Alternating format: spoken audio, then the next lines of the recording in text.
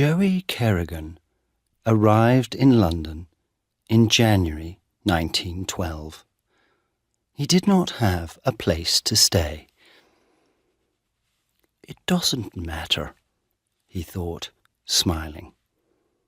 "Joey's luck is going to find me a room." Joey thought a lot about luck. "One day I'm going to be rich," he told everybody. "Lucky people get rich, and I'm lucky." After a lot of walking, he found a room in a house. It was near Tower Bridge.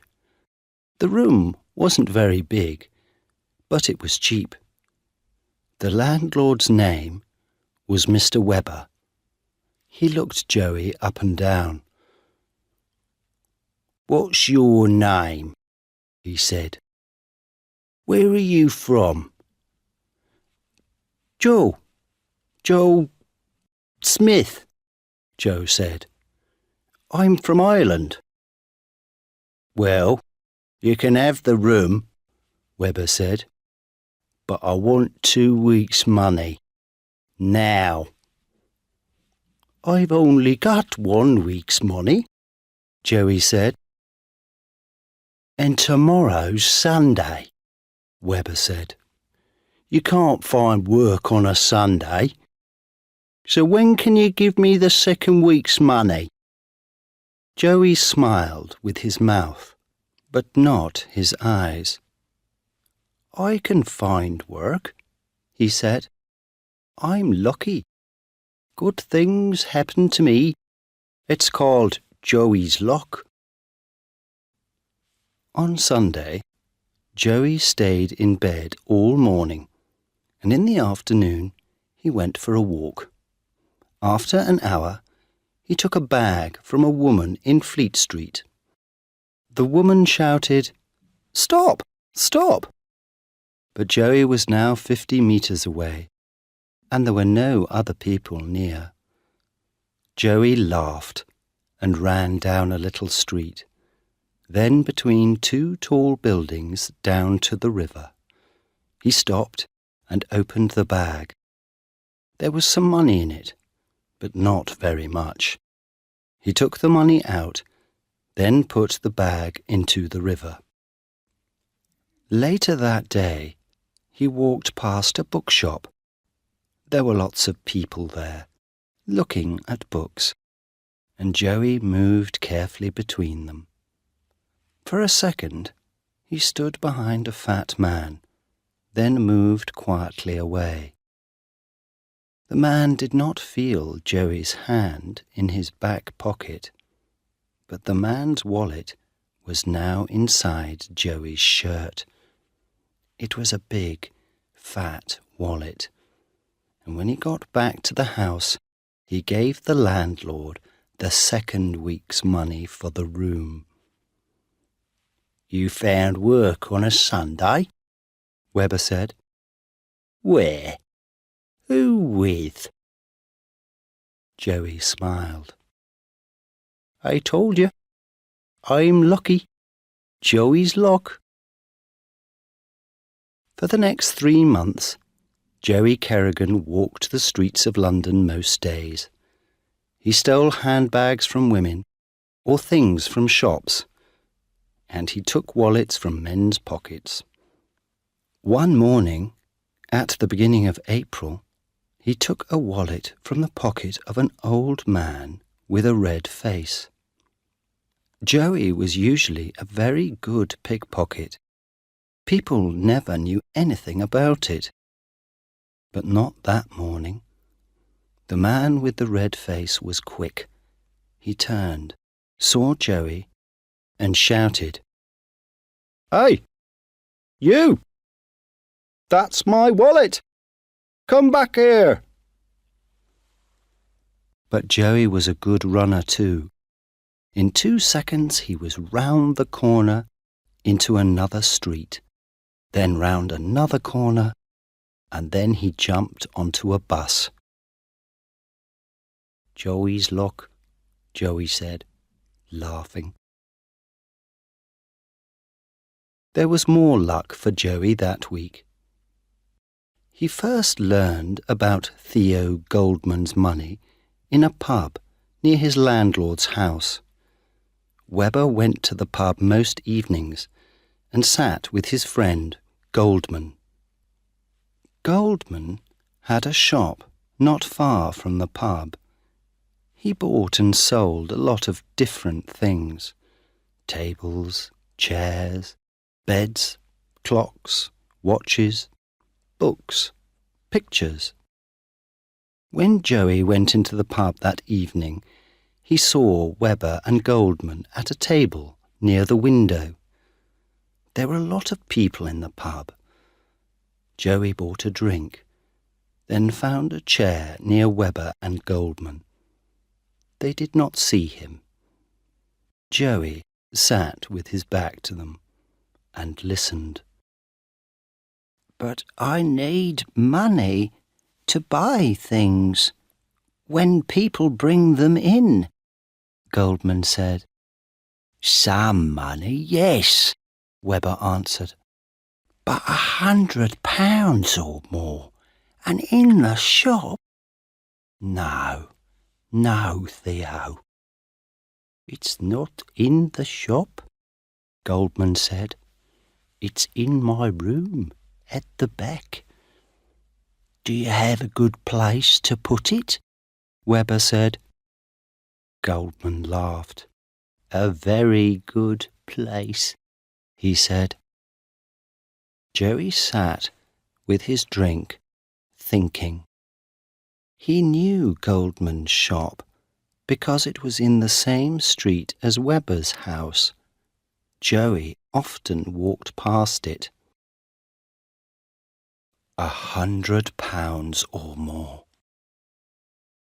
"I'm going to get that £100, he thought. "Then I can do anything. Perhaps begin a new life in America." He smiled. Joey's luck again. So the money was in the room at the back, in a very good place. But where was that place? The next morning, Joey walked slowly past Goldman's shop. He did not go in, but looked through the window. The old man was in the shop, but he did not see Joey. Joey saw an open door to the room at the back of the shop. Through the door, he could see a table, 2 chairs, and a big cupboard. Was Goldman's money in that cupboard? Suddenly, the old man looked up, and Joey quickly turned and walked away. He did not go to bed that night. He put all his things into a bag, sat in an armchair, and waited. Midnight came and went. At 2:00 in the morning, he went down the stairs and out of the house. It was a cold night, and Joey looked up at the moon in the sky. "Are you a lucky moon?" he said, smiling. "Joey's lucky moon." He walked to Goldman's shop and looked round. Nobody was in the street. He took a small hammer from his coat pocket and broke the glass in the shop door. Then he put his hand through and opened the door. Joey moved quickly into the shop. He closed the door behind him and put his bag on the floor. Then he walked quietly across the shop to the door into the back room, opened it, and went through. It was dark, but moonlight came through the window, and Joey could see the big cupboard. The little hammer soon opened the cupboard. There were a lot of books and papers inside. Some of the papers fell out onto the floor. "Who's there?" Joey did not move. Only his eyes moved, looking around the room. Then a door at the back of the room opened, and Theo Goldman came in with an oil lamp. He saw Joey. "What?" he began. Joey jumped across the room, grabbed the old man's arm, and pulled it up behind his back. Then he held the hammer in front of Goldman's face. "Where's the money?" he said. "Tell me." "Money?" Goldman said. What money? There isn't any money." "Yes, there is," Joey said. "You told Webber about it in the pub. £100 or more. Where is it?" Goldman said nothing. "Tell me," Joey said, "or I'm going to break your arms. First one arm, and then the other one. Where is it?" Goldman tried to pull his arm away. He made small, angry noises, but no words came out. Joey held the hammer in front of Goldman's eyes. "Tell me, or this hammer goes into your face." All right. It's under the floor," Goldman said. "Under the cupboard." Joey pushed the old man across to the cupboard. "Get it," he said. "Now." The old man put the oil lamp on the floor and pulled the cupboard away from the wall. Then he got between the cupboard and the wall and pulled up some of the floor. There was a small box under the floor, and Goldman got it out. Joey grabbed the box from the old man's hands and opened it. It was full of money. Joey smiled. "I know you," Goldman said suddenly. "You live at Albert Webber's house." "Albert who?" said Joey. "Don't know him." He began to take the money out of the box and push it into the pockets of his coat. "Yes, you do. You live in his house," Goldman said. "Albert told me about you. You're—" "Be quiet," Joey said. "All right. So you know me, but nobody's going to find me." He laughed. "I can get a long way away with this money." All the money from Goldman's box was now in Joey's pockets. He gave Goldman a little push. "Now, get back in your bedroom and stay there." He pushed him again. "Go on, get moving." The old man began to walk across the room with the oil lamp. Suddenly, he turned and hit Joey on the head with the lamp. "Ah!" cried Joey. The lamp broke and fell on the floor, next to the papers from the cupboard. The oil from the lamp ran across the floor, carrying the flames to the papers. Goldman tried to run into the shop, but Joey jumped on him, and the two of them fell to the floor. The old man's head hit the wall. After that, he did not move. Joey heard the noise of the flames before he saw them. He looked behind him. The flames were big and were already halfway up the legs of a table. Joey jumped to his feet and ran through the shop.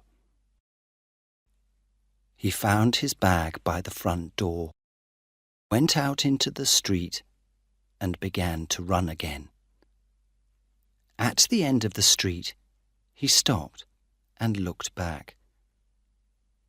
There were now flames in the shop window, and black smoke came from the shop door.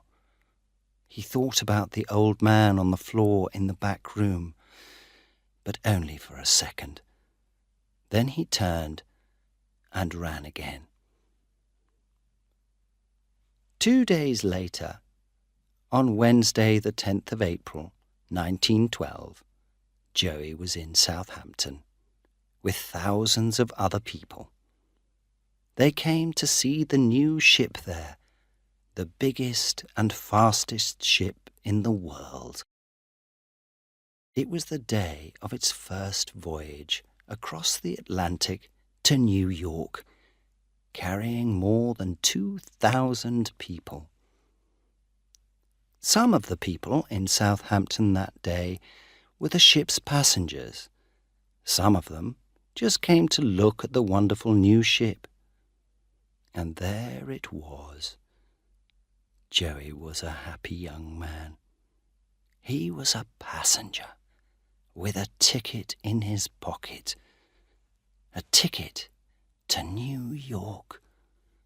Life was good, he thought. Joey's luck got me the money for my ticket, he said, laughing. And Joey's luck is taking me to America.